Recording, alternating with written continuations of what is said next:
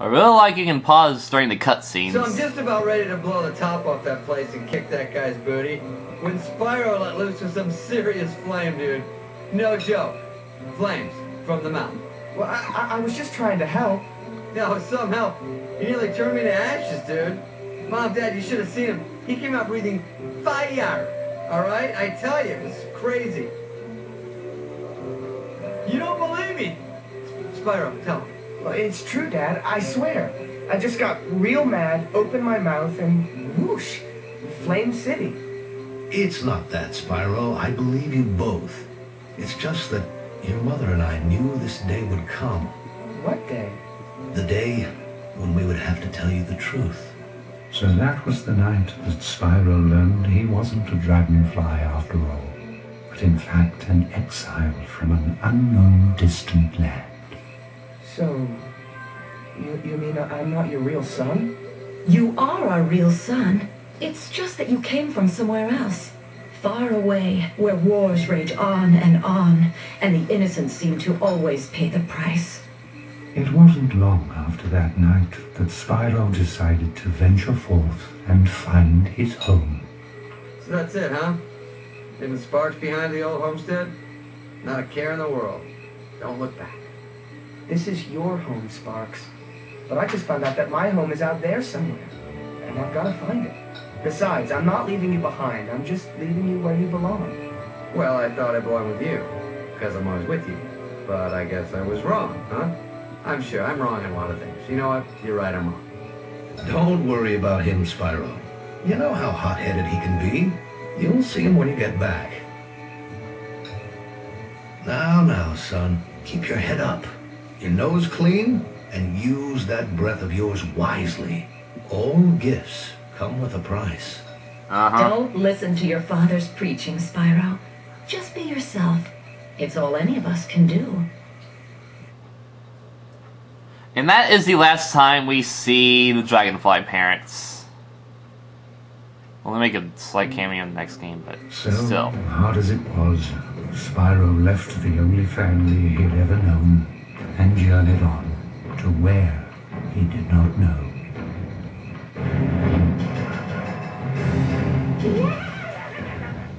And the place is crawling with baboons. Considered apes, but they are baboons. Which are kind of ape. Like Rafiki. These are a bunch of evil Rafikis.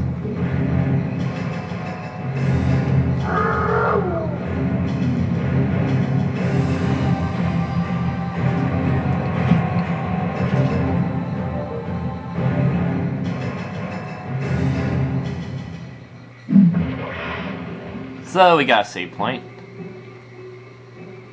All these things.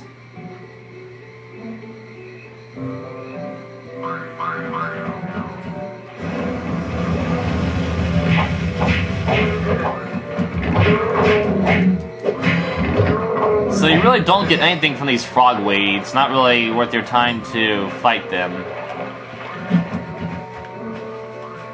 And there are no important collectibles. The only thing you have to do to get 100% is basically level up all the way. That's all you have to do. The next game has its own collectibles.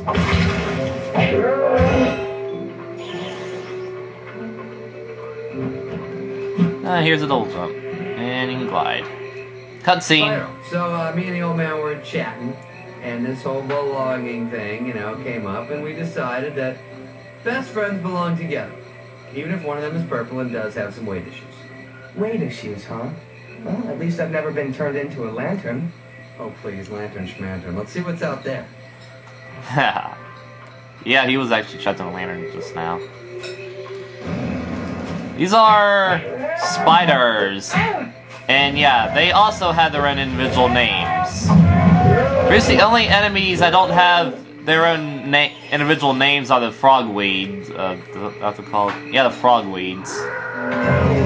But the apes and stuff, they do. I guess they must have their own families too.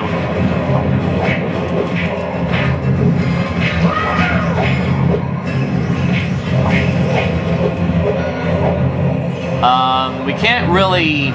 We aren't really getting any experience points yet. We don't do that till later.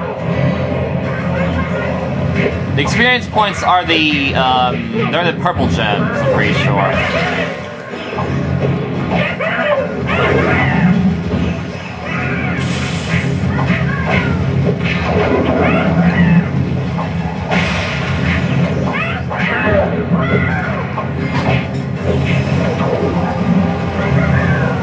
Can't really move on till all these.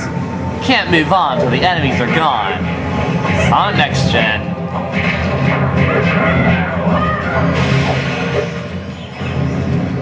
Where'd that come from?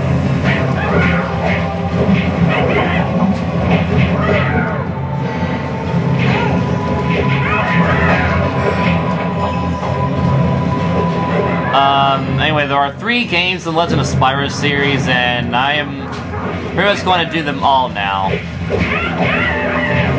In fact, they all come 1 year after the other. This one was 2006, next one was 07, and one after that was 08. Which is also when because next door Avatar ended. It's also when Spyro ended. Excluding Skylanders, since that's a different universe. I wonder how many Skylanders are going to be. Oh, here's a new enemy. Big wooden monster dude. Bush Heel Legberry. So he is named, but I don't know what species he is.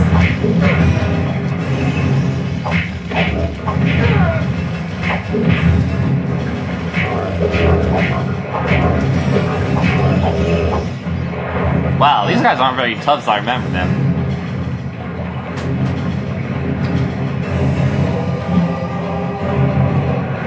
It's been a while since I played this game in particular.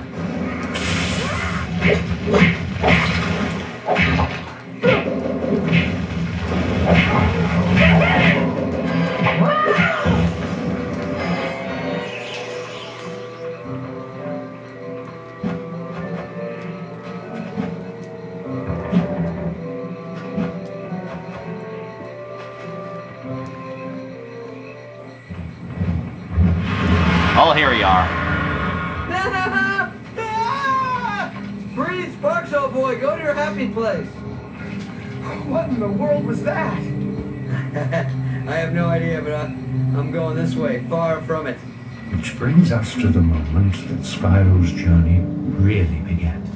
When he and I finally met again, for the very first time. Ha! It's a long story. And I thought you were a big one. Goodness. You're alive. But it's too late. Too late. Too late for what? Who are you? Do you know me? Where do I come from? What are you? What are we? What am I? You mean you don't know? Does it sound like he knows? You're a dragon. When you were just an egg, it was my job to protect you. It was my job to protect all of you. There were others? Others?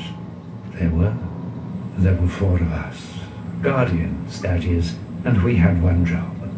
Ensure that all the eggs were hatched. It was the year of the dragon after all, and our very survival depended on those eggs. But the temple and grotto are now gone. Overrun by... What temple? Can you take me? Can I see it? Where I came from, I mean? No. Who knows what forces occupy the temple now? What state it's in? You don't understand. After they came for you. They? Well, who is they? And why did they come for me? Because the prophecies spoke of a purple dragon. A dragon born only once every 10 generations. You. Does that mean him? Oh, wait. This guy, Spyro, some special once-in-a-purple thing?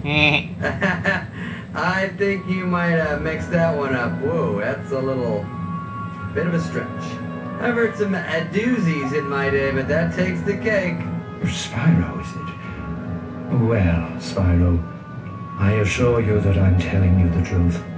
The Dark Arm is attacked, intent on destroying the eggs, killing the rest of us. They nearly succeeded.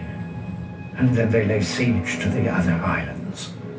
We were at war.